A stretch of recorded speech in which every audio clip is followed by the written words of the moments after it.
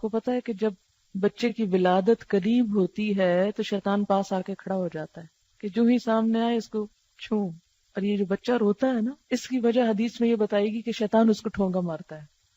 Doctors جو کہتے ہیں کہتے رہیں، لیکن حدیث میں جو بتایا گیا وہ یہی ہے کہ شیطان اس کو آ کے تکلیف دیتا ہے. اس وقت سے پیچھے پڑ جاتا ہے انسان کے. اسی لیے والدہ کو جس کسی کی بھی ڈلیوری ہونی ان سب کو میں پہلے سے نصیحت کری کہ اس وقت کثرت سے آیت الکرسی پڑھیں تاکہ بھاگ جائے وہاں سے. اگر آپ اس حالت میں کنڈیشن میں نہ ہو پڑھنے کی تو جو آپ کے پاس کھڑے ان کو کہیں کہ پڑھیں. تو بہرحال کہتے ہیں کہ اس کے بچوں کو، ذریت کو، لَأَحْتَنِكَنَّ، البتہ ضرور قابو میں کر لوں گا، کھا جاؤں گا، ذریتہ، اس کی اولاد کو، اس کے بچوں کو، الا قلیلا، مگر بہت تھوڑے، بہت کم. یہ لفظ جو احتنکنا ہے یہ بہت جامع لفظ ہے.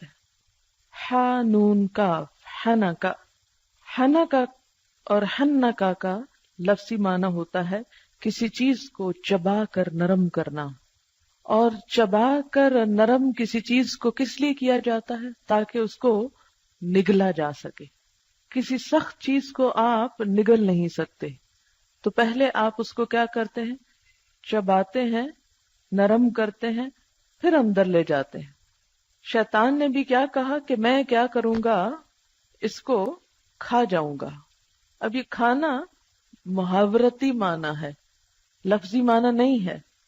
اسی طرح تحنیک کہتے ہیں نا، گھٹی کو، گھٹی نہیں دیتے بچوں کو، اس کو تحنیک بولتے ہیں. اور پھر ہونے کا اور ہن کا سبھی بچے کو مہذب بنانا. احتناک ہوتا ہے کسی چیز کو پورے کا پورا لے لینا.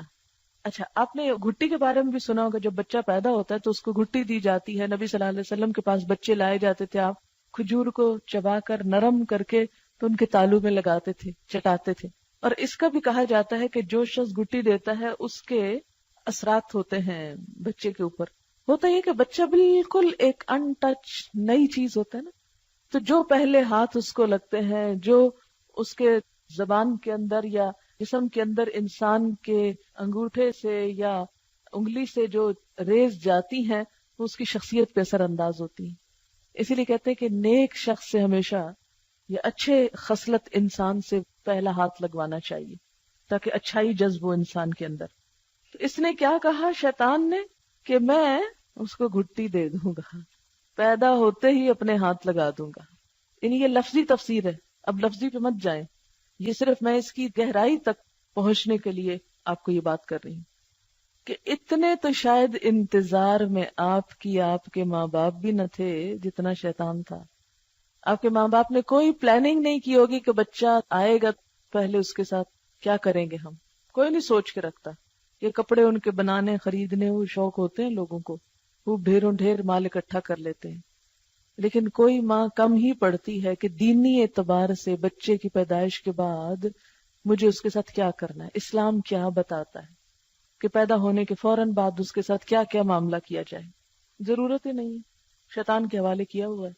اب آپ خود سوچیں کہ ہمارا دشمن اتنا ہوشیار ہے کہ وہ اپنے ساتھ ملانے کے لیے کھڑا ہے وہاں. پہلے اس کو میں لے لوں گا، میں اپنا بنا لوں گا. جاتا ہے کہاں؟ ہمیں ہے کسی کو اللہ کا بنانے یا اپنا اس لیے بنانے کی فکر کہ اس کو اللہ کی طرف لے چلنا ہے. ایک ایک پہ نظر رکھے ہوئے. اور میں اگر مجھے مہلت مل گئی نا تو میں اپنے قابو میں کر لوں گا، اپنا بنا لوں گا. اسی طرح احتنک الفرس، فرس کہتے ہیں گھوڑے کو، گھوڑے کے منہ میں رسی لگانے کے لیے استعمال ہوتا ہے. کبھی آپ ٹانگے پہ بیٹھے ہوں تو اس کی جو باگیں لگائی جاتی ہیں، یعنی لگام جو لگائی جاتی، یعنی میں اس کو لگام دوں گا. اچھا، جب لگام کسی چیز کی ہاتھ میں آ جائے، گھوڑے کی لگام جب گھوڑا چلانے والے کے ہاتھ میں آ جائے تو پھر کیا ہوتا ہے؟ وہ اس کو پوری طرح اپنے قابو میں کر لیتا ہے، پوری طرح اپنے قبضے میں کر لیتا ہے. جدھر چاہتا ہے اس کو موڑتا ہے، جدھر چاہتا ہے اسے جانے سے روک لیتا ہے. تو کہتے ہیں کہ میں اس کی اولاد کو لگام لگا لوں گا.